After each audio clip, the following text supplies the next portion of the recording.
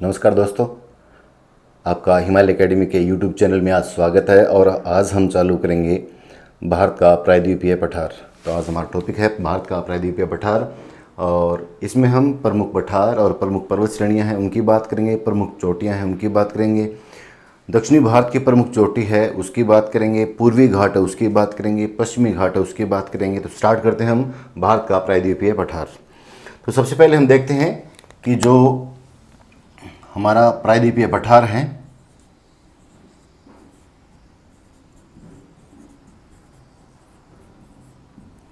ये है, इसको हम दो हिस्सों में बांटते हैं। एक तो पठार और एक जो पर्वत है उनकी हम बात करते हैं। तो देखते हैं हम यहाँ पर, एक तो आता है हमारा पर्वत या माउंटेन, और दूसरा आता है हमारा पठार या प्लेटू। हमें प्रायद्वीपीय पठार में दो चीज़ों की बात करनी है, एक तो पर्वत या माउंटेन, दूसरा प्लेटू या पठार। तो ये प्रायद्वीपीय पठार पहले हम बात करते हैं कि है कौन सा प्रदेश हमारा प्रायद्वीपीय पठार। तो मैं आपको थोड़ा यहाँ इस मैप में बता दूँ, प्रायद्वीपीय पठार जो है त्रिभुज के आकार का है और यहाँ ऐसे फैला हुआ है पूरा पूरा। ये प्रायद्वीपीय पठार यहाँ से लेकर इस तरीके से और ये यहाँ तक फैला हुआ है, और इस तरीके से ये त्रिभुज के आकार में ये हमारा प्रायद्वीपीय पठार है पूरा पूरा हिस्सा। ये जो पूरा हिस्सा है दक्षिण में, ये पूरा पूरा प्रायद्वीपीय पठार कहलाता है। तो प्रायद्वीपीय पठार त्रिभुज के आकार का है, जिसकी चौड़ाई अधिकतम है वो उत्तर की तरफ है और कम चौड़ाई है वो दक्षिण की तरफ है। इसकी अधिकतम ऊंचाई जो है चोटियों की वो यहाँ मिलेगी हमें दक्षिण में, और कम ऊंचाई है वो यहाँ मिलती है हमें। इसमें भी अगर पश्चिमी घाट की बात करें ये ऊंचा है, और पूर्वी घाट की बात करें या ईस्टर्न घाट की बात करें तो वो कम ऊंचा है। तो हम स्टार्ट करते हैं यहाँ पर किस किस पर्वत की बात करनी है और किस किस पठार की बात करनी है। तो पर्वत में पहला आता है हमारा अरावली पर्वत, अरावली पर्वतमाला। दूसरा आता है विंध्याचल पर्वतमाला,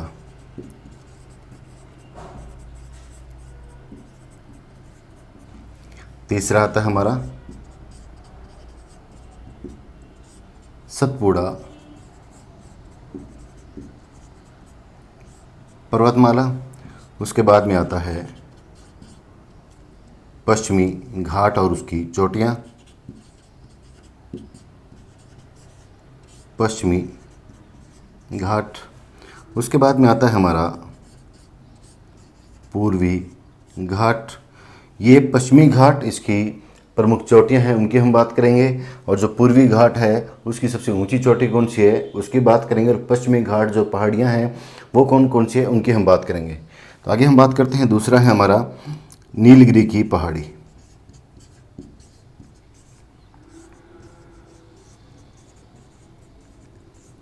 और सबसे अंत में या सबसे दक्षिण में जो है वो है अन्नामलाई की पहाड़ी।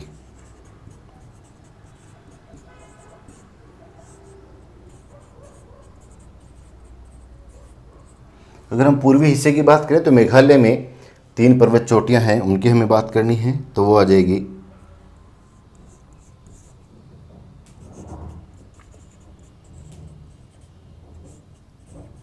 मेघालय की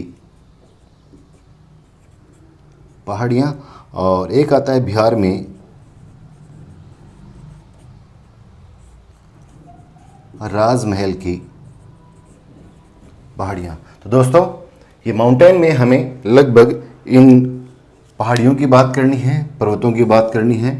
इनमें अरावली पर्वतमाला है, दूसरा विंध्याचल पर्वतमाला है, तीसरा सतपुड़ा पर्वतमाला है, और जो चौथा है हमारा पश्चिमी घाट, पूर्वी घाट, नीलगिरी की पहाड़ियाँ, अन्नामलाई की पहाड़ियाँ, मेघालय की पहाड़ियाँ, राजमहल की पहाड़ियाँ। ये हमें पर्वतीय माउंटेन में इनकी बात हमें करनी है। अब हम देख रहे हैं इधर कि जो हमारा ये पठार है कौन कौन से पठार इसमें आते हैं। तो पहला हम लिखते हैं बोराट का पठार, इससे पहले हम लिखते हैं उड़िया का पठार,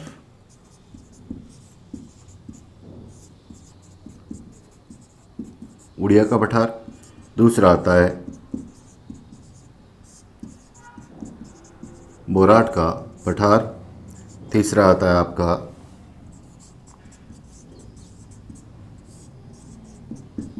मालवा का पठार, और उसके बाद आता है आपका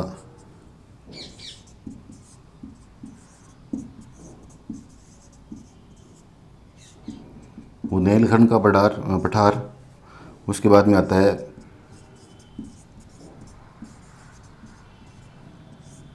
बघेलखंड का पठार,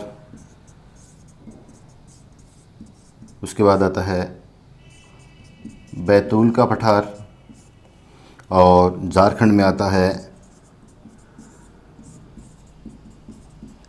हजारीबाग का पठार, और सबसे अंत में 5 राज्यों में फैला हुआ आता है छोटा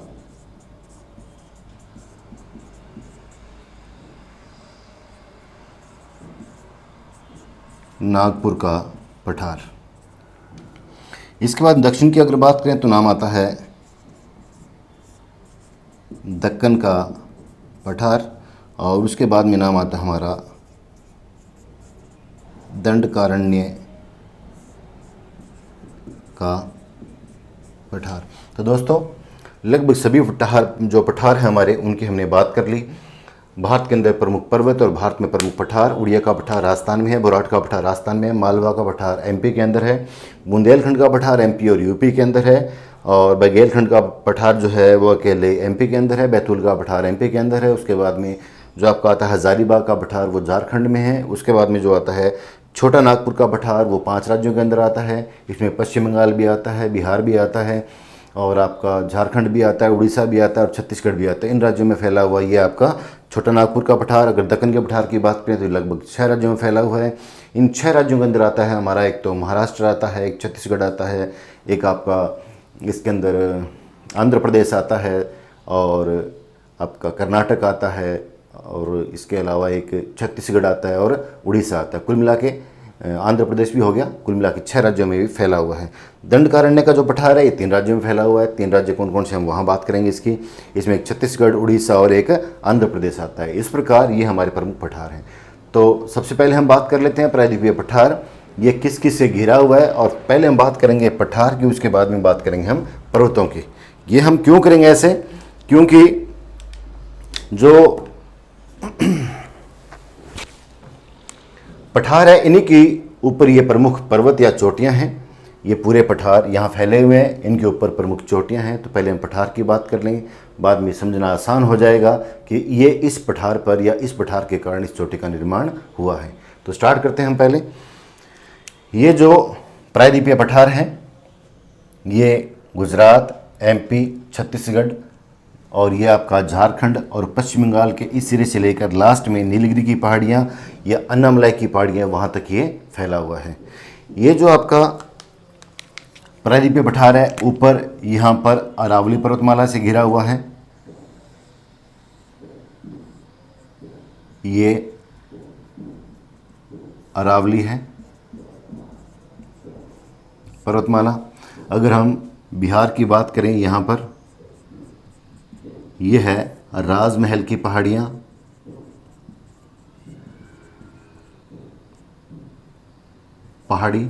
अगर हम यहाँ की बात करें 1, 2 और 3, ये वैसे मेघालय है। मेघालय, इन पहाड़ियों का नाम है गारो, खासी और जयंतिया। मिटा देता हूँ, आपको दिखाई नहीं दे रहा होगा, ये जयंतिया की पहाड़ियाँ। तो ये प्रायद्वीपीय पठार अपने उत्तर में 3 पहाड़ियों से घिरा हुआ है। ये गुजरात, राजस्थान, हरियाणा और ये दिल्ली तक फैली हुई अरावली पर्वतमाला इससे घिरा हुआ है। ये झारखंड में राजमहल की पहाड़ियाँ हैं इससे, और इधर ये सबसे पूर्व में जो पहाड़ियाँ हैं गारो, खासी, जयंतिया की पहाड़ियाँ स्थित हैं। इसके पूरे दक्षिण में ये हमारा जो प्रायद्वीपीय पठार है ये स्थित है। तो सबसे पहले हम बात करते हैं ये पठार कौन कौन से हैं, इनके बारे में हम नोट करते हैं। तो देख लेते हैं पठार।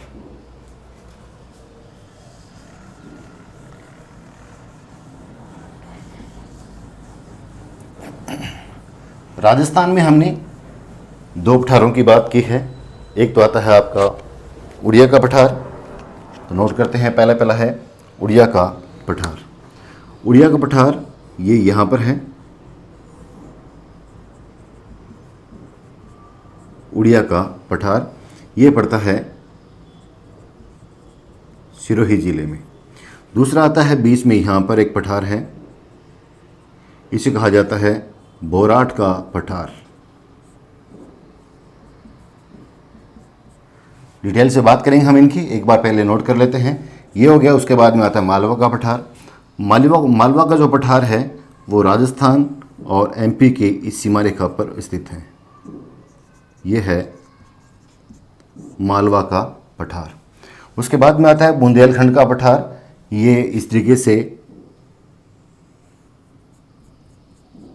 एमपी और यूपी में फैला हुआ है, इसका नाम है बुंदेलखंड का पठार।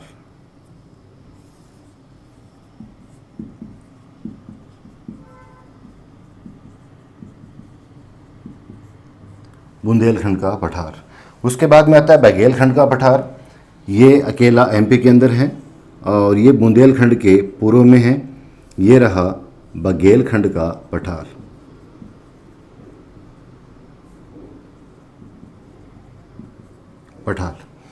उसके बाद में आता है बैतूल का पठार और ये भी बघेलखंड के पूर्व में है। ये रहा बैतूल का पठार।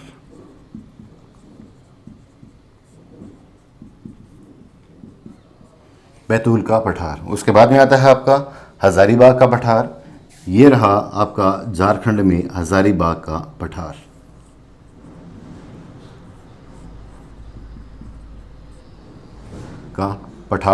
और लास्ट में आता है छोटा नागपुर का पठार। ये इतने राज्यों में फैला हुआ है, यहाँ से यहाँ, यहाँ और इन राज्यों में फैला हुआ ये पठार है।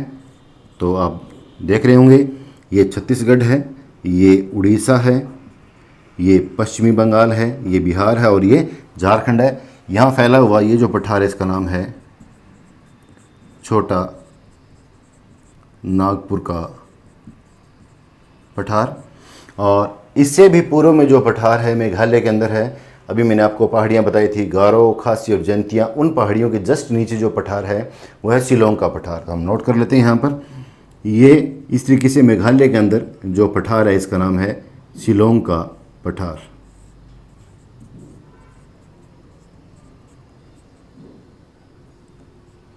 शिलोंग का पठार। तो दोस्तों हमने एक लाइन के अंदर जितने पठार थे उनकी हमने बात कर ली। पहला हमने देखा राजस्थान में उड़िया का पठार, दूसरा देखा बोराट का पठार, तीसरा है हमारा मालवा का पठार जो एमपी और राजस्थान में दोनों में है। उसके बाद में आता है बुंदेलखंड का पठार जो एमपी और यूपी दोनों के अंदर फैला हुआ है। उसके बाद में आता है बघेलखंड का पठार, एमपी अकेले एमपी के अंदर है। फिर आता है बैतूल का पठार जो एमपी के अंदर है। उसके बाद में झारखंड में आता है हजारीबाग का पठार। उसके बाद में छोटा नागपुर का पठार आता है, वो आपका बिहार, झारखंड, पश्चिम बंगाल, उड़ीसा और छत्तीसगढ़ में फैला हुआ पठार है। और उससे भी पूर्व में मेघालय के अंदर एक पठार है जिसे कहा जाता है शिलोंग का पठार। और उसी शिलोंग के पठार के बिल्कुल उत्तर के अंदर 3 पहाड़ियाँ मैंने आपको बताई थी। वो हम आगे वाले माउंटेन जो हमारा टॉपिक आएगा, पर्वत आएगा, उनमें हम दोबारा बात करेंगे। उन चोटियों के नाम मैंने आपको बताए थे, गारो, खासी और जयंतिया की पहाड़ियाँ। अब हम इनके नीचे पठार की बात करते हैं, कौन कौन सा पठार आता है। तो एक प्रमुख पठार यहाँ पर है। इससे पहले मैं थोड़ा उसके बारे में आपको बता दूं कि जो दक्कन का पठार है,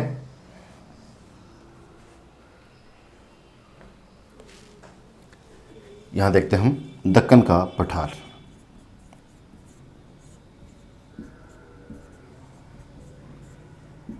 या डेक्कन प्लेटू।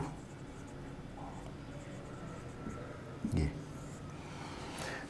दक्कन का पठार इसके नाम से स्पष्ट है।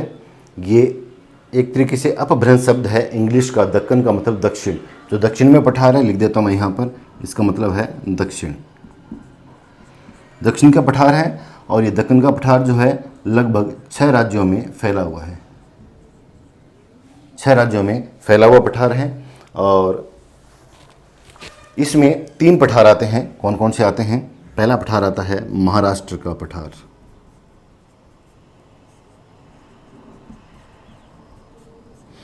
दूसरा आता है इसके अंदर आपका आंध्र प्रदेश का पठार, इसे आंध्रा प्लेटो भी कह सकते हैं। और तीसरा जो आता है वो आता है मैसूर का पठार, सॉरी इसे हम बोलेंगे कर्नाटक, कर्नाटक का पठार।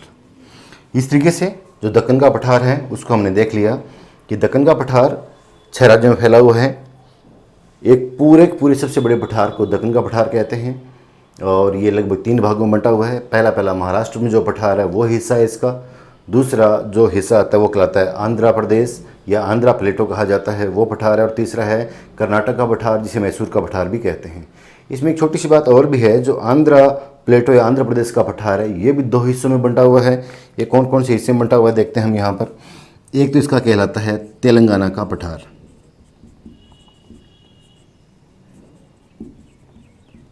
और दूसरा कहलाता है इसका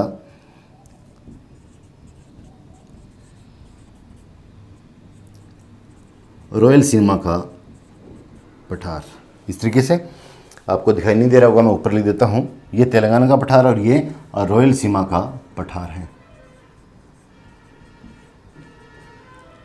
रॉयल सीमा का पठार। और इधर लिखा था मैंने तेलंगाना का पठार। ये दोनों ही किसके हिस्से बताए थे मैंने आपको, आंध्रा प्लेटो है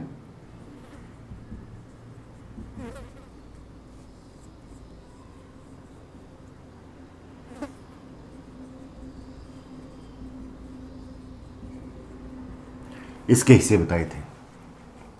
थोड़ा ये भी बता दूं कि जो आपका ये आता है महाराष्ट्र वाला, ये तो महाराष्ट्र में ही है। आंध्रा प्लेटो वाली बात जो आती है इसमें पहला आता है तेलंगाना। तेलंगाना 2 राज्यों में है, एक तो हुआ आपका तेलंगाना और दूसरा हुआ आपका आंध्र प्रदेश, इन दोनों में फैला हुआ है। तीसरा रॉयल सीमा का जो पठार है ये 2 राज्यों में फैला हुआ है, एक कर्नाटक और एक आंध्र प्रदेश में। तो इसमें लिखेंगे एक तो कर्नाटक आपका और दूसरा आता है आंध्र प्रदेश। इस तरीके से ये जो पठार है 3 हिस्सों में बंटा हुआ है। इसके में बात करनी है तो नोट कर लेते हैं हम यहाँ पर। इसके अंदर महाराष्ट्र का जो पठार है उसे नोट करेंगे सबसे पहले। तो ये जो पठार है इसे कहा जाता है महाराष्ट्र का पठार।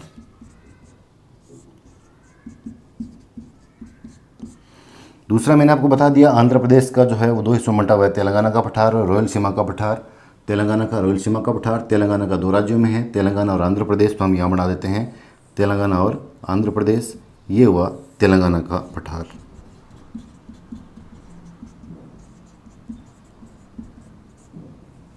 तीसरा जो है इसका हिस्सा आंध्रा का, पहला हिस्सा तेलंगाना का, दूसरा है रायलसीमा का पठार। ये 2 राज्यों में फैला हुआ है, आंध्र प्रदेश और आपका ये आंध्र प्रदेश और ये कर्नाटक। इसे कहा जाता है रॉयल सीमा का पठार।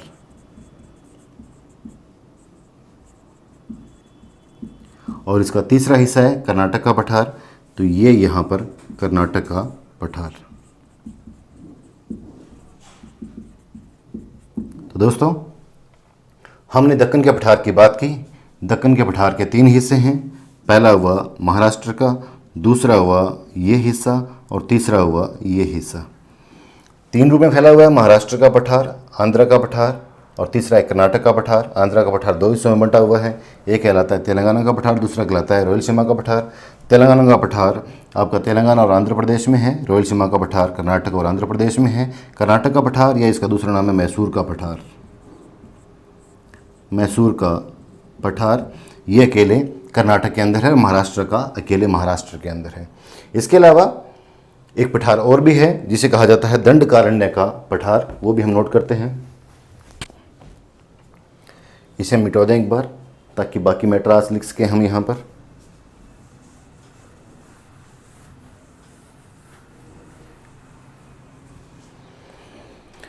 जो नेक्स्ट पठार है हमारा, ये छत्तीसगढ़ है, ये उड़ीसा है और ये आंध्र प्रदेश है। 3 राज्यों में फैला हुआ एक पठार है, बड़ा ही इंपॉर्टेंट है। ये है दंडकारण्य का पठार।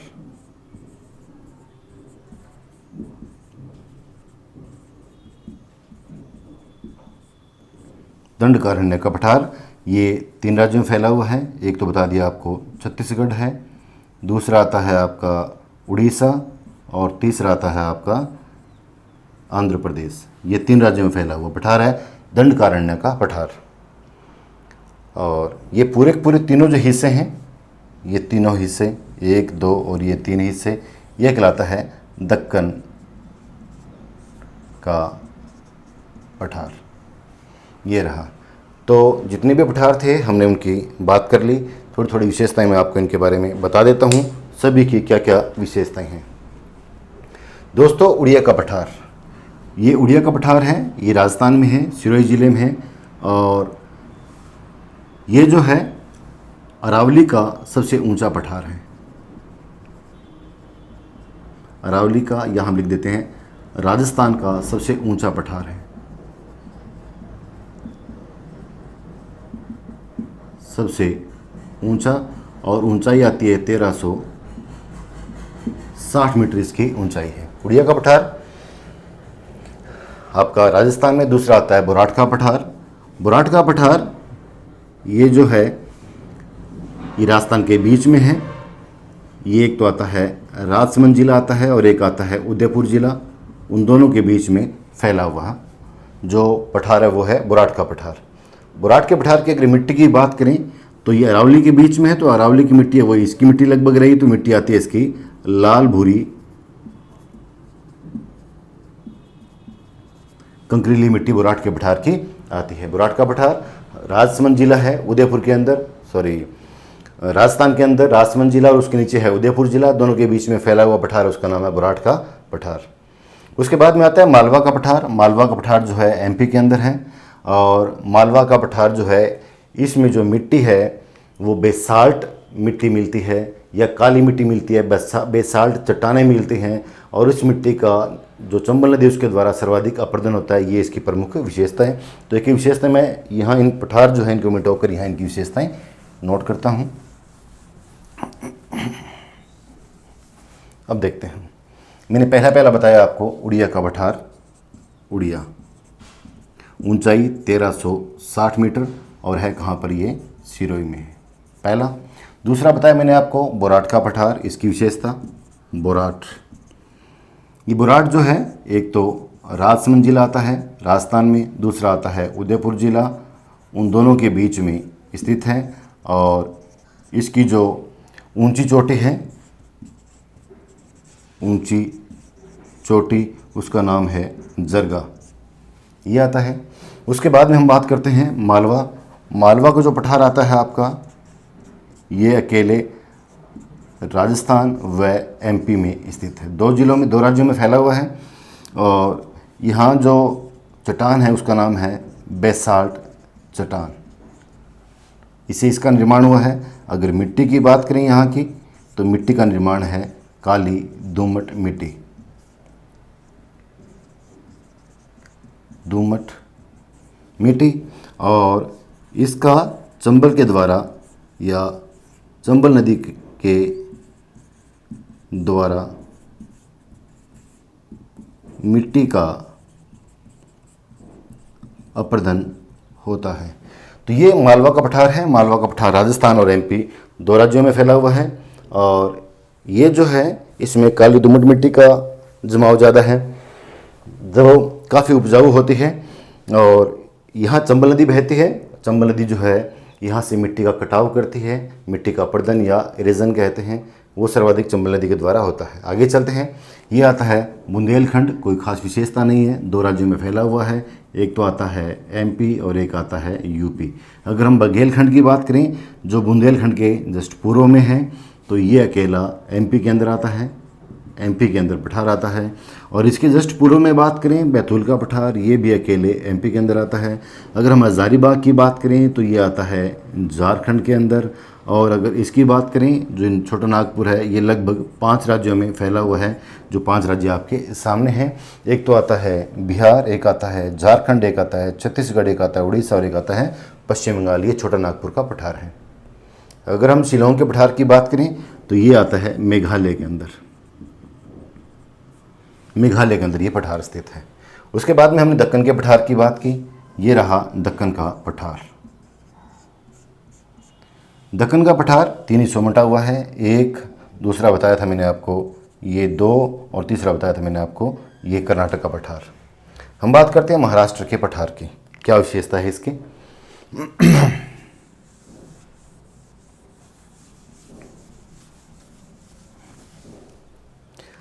महाराष्ट्र का पठार है, इसकी मिट्टी जो है वह है काली मिट्टी। काली मिट्टी उपजाऊ होती है। ये महाराष्ट्र की मिट्टी या दक्कन के पठार का हिस्सा है। दूसरा आता है हमारा तेलंगाना का पठार। इसका निर्माण लावा उद्गार से हुआ है, लावा या ज्वालामुखी उद्गार से हुआ है, तो यहाँ पर लावा मिट्टी मिलती है तेलंगाना। उसके बाद में आता है रायलसीमा का पठार, ये रहा। तो यहाँ पर आर्कियन चट्टानों का आधिपत्य है। आर्कियन चट्टान ये सर्वाधिक यहाँ पर मिलती है। इसी तरीके से मैसूर की अगर बात करें तो यहाँ पर भी आर्कियन चट्टान मिलती है। इस तरीके से पठार में हम देखा कि जो दक्कन का पठार था उसमें 3 प्रकार के ये हिस्से आते हैं। एक तो आता है महाराष्ट्र का पठार, दूसरा आता है तेलंगाना का पठार और रायलसीमा का पठार, ये दूसरा पार्ट है हमारा। और तीसरा जो पार्ट आता है, वैसे तो दोनों को मिला के नाम बनता है आंध्रा प्लेटो या आंध्रा का पठार, और तीसरा जो पड़ता है हमारा कर्नाटक का पठार या मैसूर का पठार। यहाँ भी आर्कियन चट्टानों की दिखता है। ये जो आंध्रा है इसमें भी आर्कियन चट्टानों की दिखता है। आंध्रा का अकेला तेलंगाना का जो हिस्सा है वो लावा मिट्टी का या लावा पठार का इससे निर्माण हुआ है, और महाराष्ट्र का पठार है इसमें काली मिट्टी का जमाव ज़्यादा होता है। ऊपर बताना भूल गया मैं आपको, जो मालवा का पठार है इसमें भी ज्वालामुखी उद्गार से लावा मिट्टी मिलती है। ये इसका निर्माण भी ज्वालामुखी उद्गार से हुआ, बड़ा स्पष्ट है, थोड़ा सा देख लो आप। ये लय से लावा जोड़ देना लावा मिट्टी, और ये लय से लावा जोड़ देना लावा मिट्टी, इस तरीके से इसका निर्माण इससे हुआ है। तो ये हुआ आपका महाराष्ट्र का पठार। अब हम बात करते हैं जो दंडकारण्य पठार है उसकी बात करते हैं। ये 3 राज्यों में फैला हुआ है। ये आ गया आपका छत्तीसगढ़, ये आ गया उड़ीसा, और ये आ गया आपका जो आंध्र प्रदेश है उसमें। दंडकारण्य का मतलब हुआ दंड या सजा। दंड या सजा जो प्राचीन काल में देश निकाला दिया जाता था या देश से निष्कासित किया जाता था सजा के तौर पर। जैसे हम बात करें जो भगवान राम थे, सीता माता और उनके भाई जो लक्ष्मण थे, उनको देश आपका वो दिया गया था, वनवास दिया गया था। तो उस दौरान जो वैसे लोग कहाँ जाकर रहते थे, जंगलों में जाकर रहते थे, तो वो एक तरीके का दंड था, उनको दंडकारण्य प्रदेश में रहना पड़ता था। तो ये कहलाता है दंडकारण्य, तब से इसका नाम पड़ गया दंडकारण्य। और ये 3 राज्यों में फैला हुआ है। एक तो आता है हमारा छत्तीसगढ़, एक आता है उड़ीसा, और तीसरा आता है हमारा आंध्र प्रदेश। दोस्तों, हमने प्रमुख पठार हैं उनकी बात कर ली, उनकी विशेषताएं थी, कुछ थोड़ी थोड़ी विशेषताएं थी उनकी हमने बात कर ली। अब हमें बात करनी है जो प्रमुख पर्वत है उनकी। हमने सबसे पहले बात करेंगे पश्चिमी घाट की। पश्चिमी घाट शुरू होता है सौराष्ट्र से, यहाँ से, और इस तरीके से फैला हुआ है तमिलनाडु तक।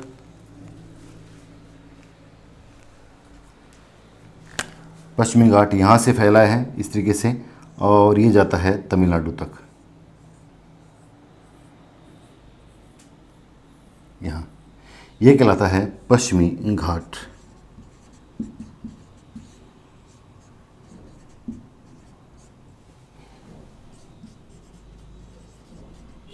वेस्टर्न घाट। पश्चिमी घाट जो है ये पूर्वी घाट से ज़्यादा ऊंचा है, और यहाँ से शुरू होता है। हम तो कह दिया, या तो कह सकते हैं ताप्ती का मुहाना, ताप्ती नदी, या हम कह सकते हैं सौराष्ट्र, और लास्ट में ये आता है यहाँ पर तमिलनाडु। यहाँ तक फैला हुआ है। पश्चिमी घाट की कुल जो लंबाई आती है वो लगभग आती है 1600 किलोमीटर। इसकी कुल लंबाई है यहाँ से लेकर यहाँ तक। अगर हम इसकी औसत ऊंचाई की बात करें तो लगभग 700 से लेकर 1200 मीटर तक ये ऊंचा है, इसकी ऊंचाई आती है। इस जो पश्चिमी घाट है इसको हम सह्याद्री के नाम से भी जानते हैं। सह्याद्री ये भी इसको कहा जाता है। इसको बराबर 2 हिस्सों में बांटें तो ये गोवा से होती हुई अक्षांश रेखा जो गुजरती है ये है 16 डिग्री नॉर्थ चैनल जो है वो यहाँ से गुजरता है। अब ये 16 डिग्री जो चैनल है, इसके जाने के बाद में आधा हिस्सा ऊपर बच गया, आधा हिस्सा नीचे बच गया। ऊपर वाले को कहा जाता है उत्तरी सह्याद्री और नीचे वाले को कहा जाता है दक्षिणी सह्याद्री। इस तरीके से जो पश्चिमी घाट है उसका दूसरा नाम है सह्याद्री। सह्याद्री जो है लगभग 1600 किलोमीटर में फैली हुई है। इसकी औसत ऊंचाई की बात करें तो 700 से लेकर 1200 मीटर ऊंचा है और इसको बराबर दो हिस्सों में बांटते हैं। तो 16 डिग्री नॉर्थ चैनल है, इसको बराबर दो हिस्सों में बांटता है। ऊपर वाला हिस्सा कहलाता है इसका उत्तरी सह्याद्री और नीचे वाला हिस्सा कहलाता है इसका दक्षिणी सह्याद्री। अब हमें यह देखना है कि उत्तरी सह्याद्री की सबसे ऊंची चोटी कौन सी है, तो वो यहाँ पर महाराष्ट्र में पड़ती है। ये रही इसकी ऊंची चोटी और इसे कहा जाता है काल सुबाई। ये रही। अगर वो कह दे दक्षिणी जो सह्याद्री है उसकी ऊंची चोटी कौन सी है, तो हम लिख देंगे कर्नाटक में। ये रही ऊंची चोटी और इसे कहा जाता है कुद्रेमुख।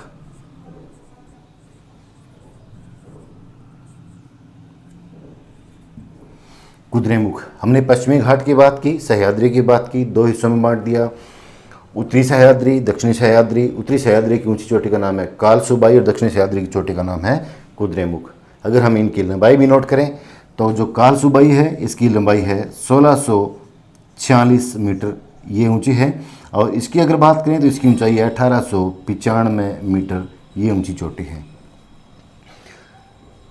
उत्तरी सह्याद्री की सबसे ऊंची चोटी का नाम है काल सुबाई और दक्षिणी सह्याद्री की ऊंची चोटी का नाम है कुद्रेमुख और संपूर्ण सह्याद्री की ऊंची चोटी का नाम है कुद्रेमुख।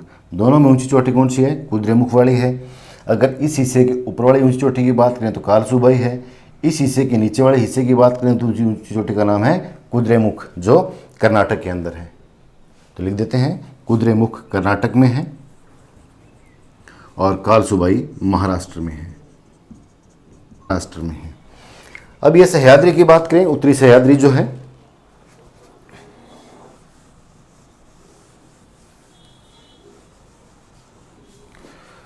उत्तरी सह्याद्री जो है ये हिस्सा, इस हिस्से में कौन सी चट्टान मिलती है, तो हम लिख देंगे बेसाल्ट चट्टान के उदाहरण मिलते हैं। बेसाल्ट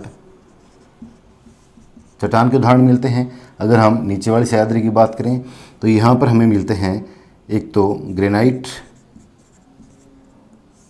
व नीस चट्टान के उदाहरण हमें यहाँ मिलते हैं। तो सह्याद्री की बात कर ली। उत्तरी सह्याद्री में जो बेसाल्ट चट्टान है वो मिलती है और दक्षिणी सह्याद्री की बात करें तो इसमें ग्रेनाइट और नीस चट्टान का उदाहरण हमें मिलता है। तो हमने पश्चिमी घाट की बात कर ली। पश्चिमी घाट पूर्वी घाट से ऊंचा है।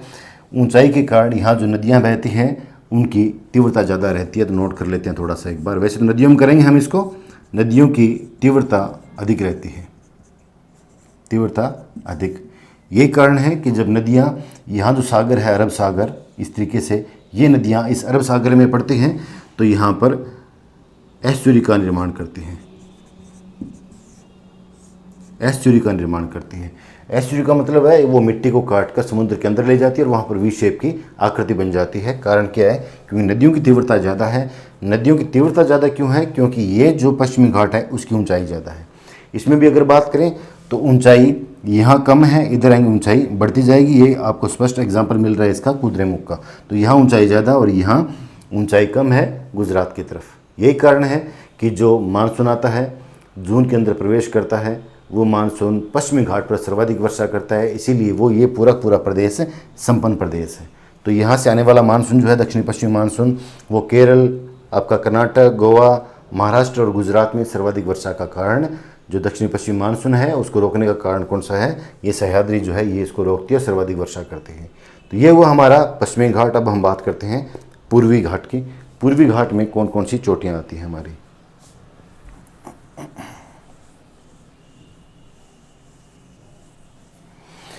पश्चिमी घाट की एक विशेषता ये भी है भी ये रेगुलर है, कटी फटी नहीं है, ये असतत है। तो इसकी अगर बात करें तो ये जो आती है ये सतत एक तरीके की जो पर्वतमाला है, पर्वतमाला है। इधर की बात करें ये सतत नहीं है, ये इरेगुलर है। कैसे है?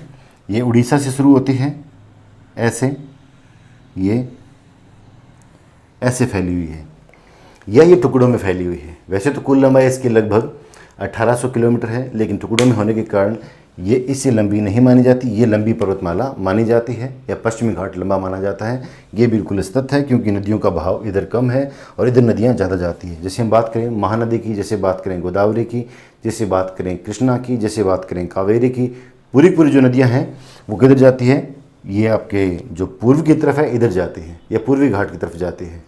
तो ये रहा हमारा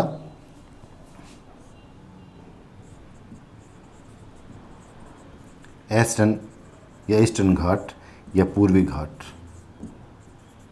पूर्वी घाट, इस पूर्वी घाट में जो ऊपरी ऊपर पहाड़ी आती है उसका नाम है उत्तरी सरकार पहाड़ी। ये जो पहाड़ी है इसका नाम है उत्तरी सरकार पहाड़ी। इसका नाम है कुडप्पा की पहाड़ी। और ये जो तीसरी पहाड़ी आती है इसे कहा जाता है तमिलनाडु की पहाड़ी। तमिलनाडु की पहाड़ी।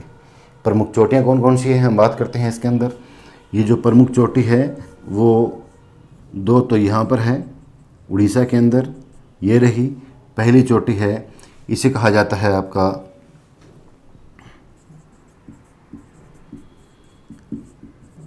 अरमाकोंडा। और दूसरी जो है ये है देवमाली की पहाड़ी। अरमाकोंडा चोटी जो है ये आपकी यहाँ पर है। उसके बाद में नीचे की यहाँ की बात करें कुडप्पा की पहाड़ी की, तो ये जो आंध्र प्रदेश में एक चोटी आती है इसे कहा जाता है महेंद्रगिरी। महेंद्रगिरी चोटी। जो ये अरमाकोंडा की चोटी है इसकी ऊंचाई की अगर बात करें हम तो इसकी ऊंचाई है 1680 मीटर।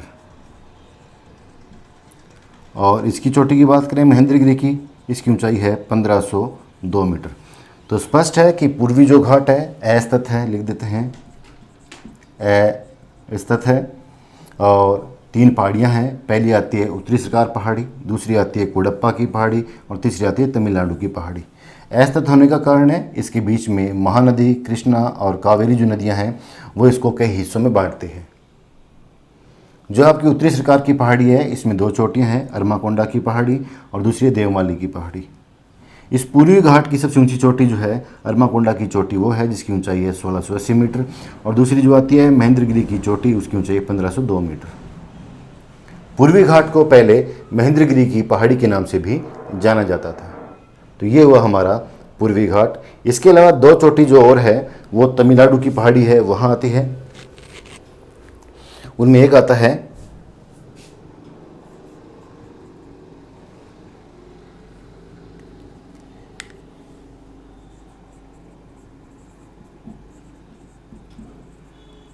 सेवराय की पहाड़ी और दूसरा तमिलनाडु में आता है उसका नाम है जावेदी की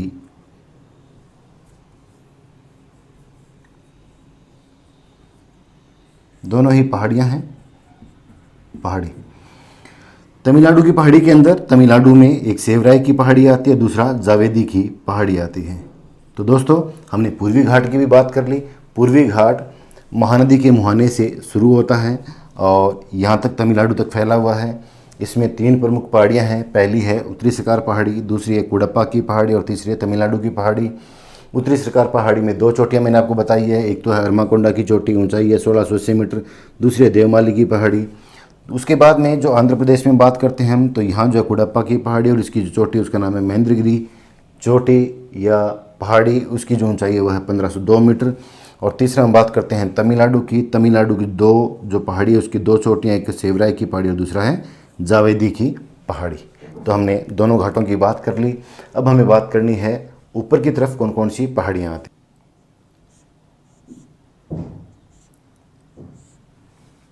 ये पहली जो पर्वतमाला है बनाई है मैंने यहाँ पर, इसका नाम है विंध्याचल पर्वतमाला। विंध्याचल पर्वतमाला।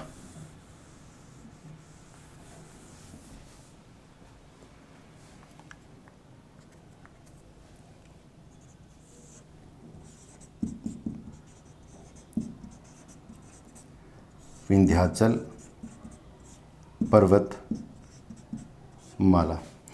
विंध्याचल पर्वतमाला जो है इसकी कुल लंबाई जो है वो है 1050 किलोमीटर ये लंबी फैली हुई है, जो लगभग एमपी, छत्तीसगढ़ और आपका झारखंड आता है, इन 3 राज्यों में लगभग फैली हुई है। अगर अकेली विंध्याचल पर्वतमाला की बात करें तो ये अकेले एमपी और थोड़ी सी छत्तीसगढ़ में आती है, और यहाँ जो आती है ये पहाड़ियाँ, ये पार्श्वनाथ की पहाड़ी भी हम बात करेंगे, और छोटा नागपुर जो पठार है उसकी पहाड़ी है। तो इसकी प्रमुख चोटियाँ कौन कौन सी हैं? एक चोटी यहाँ आती है इसकी, एक ये रही, एक ये रही, और एक ये है, और एक ये है। इनके नाम नोट करते हैं। पहली जो पहाड़ी है इसका नाम है विंध्याचल चोटी, विंध्याचल चोटी। दूसरा जो आता है यह है भंडारी की चोटी। तीसरा जो आता है कैमूर की पहाड़ी, कैमूर की चोटी या पहाड़ी। और चौथी जो आती है ये झारखंड में, इसका नाम है पार्श्वनाथ की पहाड़ी।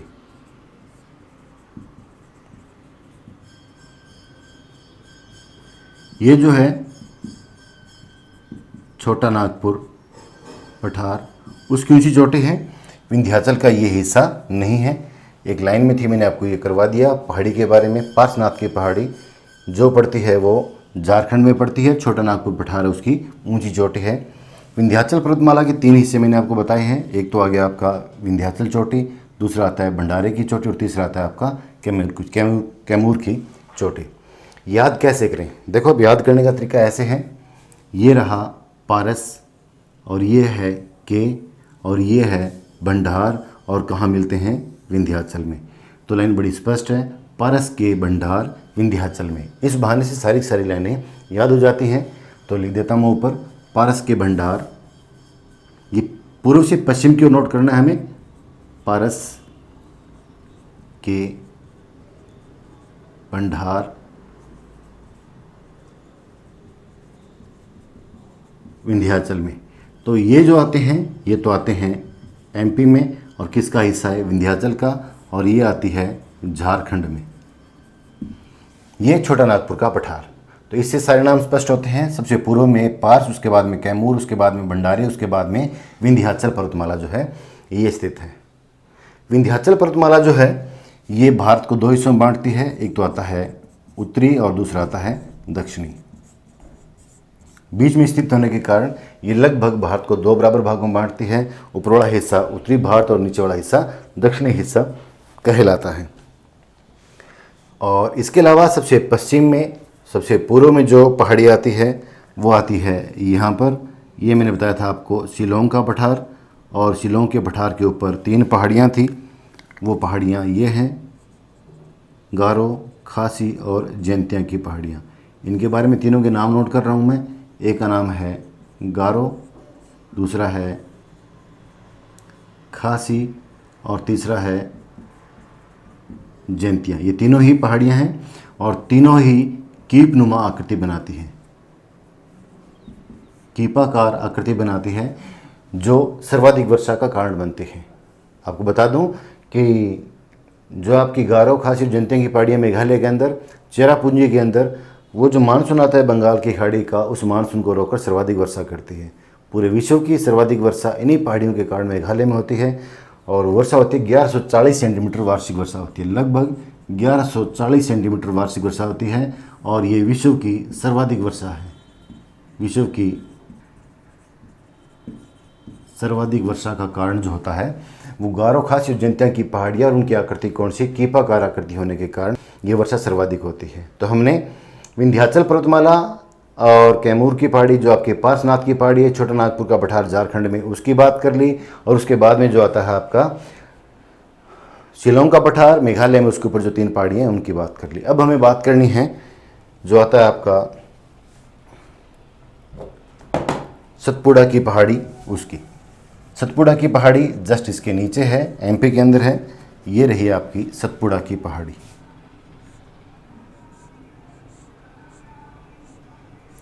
इसे कहा जाता है सतपुड़ा की पहाड़ी।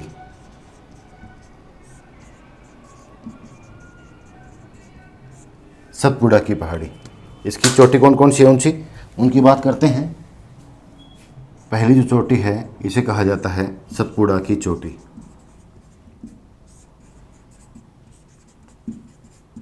दूसरी चोटी आती है, इसे कहा जाता है महादेव की चोटी या पहाड़ी। और तीसरी जो आती है इसे कहा जाता है मैकाल पर्वत। ये मैकाल, ये महादेव और ये सतपुड़ा या सतपुड़ा, ये तीन हैं। तो ये भी बड़ा आसान है। देखो, ये काल और महादेव दोनों क्या है, सत्य हैं। तो पहला हुआ मैकाल, फिर हुआ महादेव और फिर हुआ सतपुड़ा। ये मैकाल, ये महादेव और ये सतपुड़ा, हम कह देंगे काल और महादेव दोनों सत्य हैं। ये हुई सतपुड़ा की पहाड़ी। अब जो महादेव की जो पहाड़ी है, इसकी ऊंची चोटी का नाम क्या है वो हमें नोट करना है। इसके ऊपर ऊंची चोटी है, ये रही, और इस चोटी का नाम है, महादेव की चोटी का नाम है, यहाँ लिख देता हूँ मैं, धूपगढ़ी। धूपगढ़ी। और इस तरीके से जो आपकी मैकाल पर्वत है, ये रहा मैकाल पर्वत, उसकी ऊंची चोटी है, उसका नाम है अमरकंटक। अमरकंटक। जो धूपगढ़ी चोटी है, इसकी ऊंचाई है 1350 मीटर, जो सतपुड़ा की पहाड़ी की सबसे ऊंची चोटी है। और जो अमरकंटक की पहाड़ी है, इसकी ऊंचाई है 1036 मीटर, इसकी ऊंचाई मानी जाती है। तो यहाँ नोट कर रहा हूँ मैं, अमरकंटक, ये मैकाल पर्वत और ये है अमरकंटक की पहाड़ी, इसकी ऊंचाई है 1036 मीटर। ये है यहाँ पर महादेव की पहाड़ी, इसकी ऊंची चोटी का नाम है आपका धूपगढ़ी और इसकी ऊंचाई है 1350 मीटर। और ये है सतपुड़ा की पहाड़ी। तो हमने विंध्याचल पर्वतमाला, सतपुड़ा की पहाड़ी की बात कर ली। अब हमें बात करनी है नीलगिरी की पहाड़ी। नीलगिरी की पहाड़ी।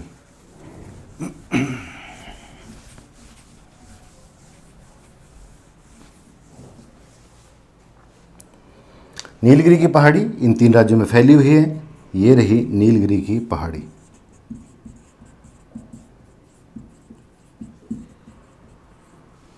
तीन राज्यों में है।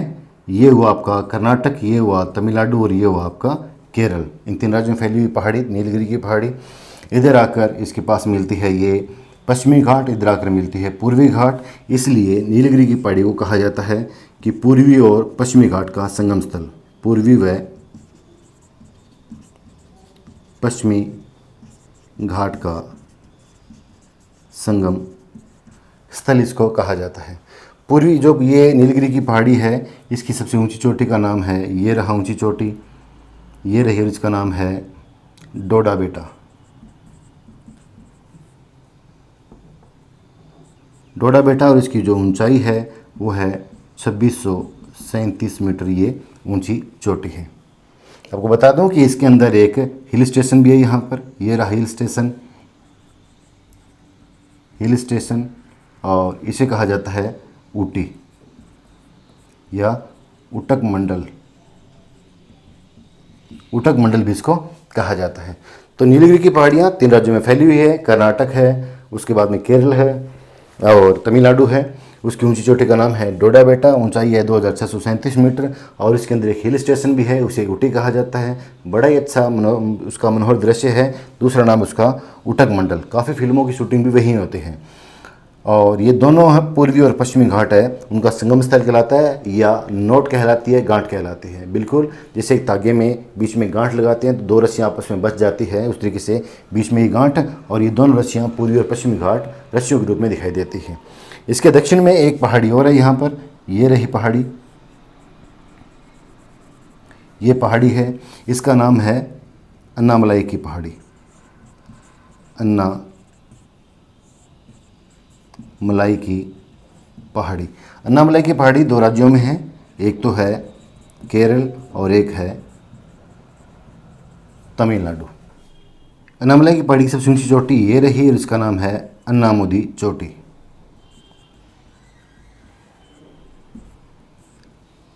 साफ साफ लिख दूँ थोड़ा ऊपर करके। इस चोटी का नाम है अन्नामुदी चोटी। उसकी ऊंचाई है 2695 मीटर। ये दक्षिणी भारत की सबसे ऊंची चोटी है। दक्षिणी भारत की सबसे ऊंची चोटी है अन्नामुदी चोटी। जो ये अन्नामलाई की पहाड़ी है जिसकी हमने बात की थी, इससे एक पर्वतमाला इधर निकलती है और एक पर्वतमाला नीचे निकलती है। जो तमिलनाडु में है इसका नाम है पालनी की पहाड़ी, पालनी की पहाड़ी। और जो इधर निकलती है इसका नाम है इलायची की पहाड़ी, की पहाड़ी। किससे निकलती है? अन्नामलाई से। दो पहाड़ियाँ निकलती है अन्नामलाई की पहाड़ी, ये है, एक इधर निकलती है, इसका नाम बता दिया मैंने आपको पालनी की पहाड़ी। ऐसे निकलती है, इसका नाम है कार्डामम या इलायची की पहाड़ी।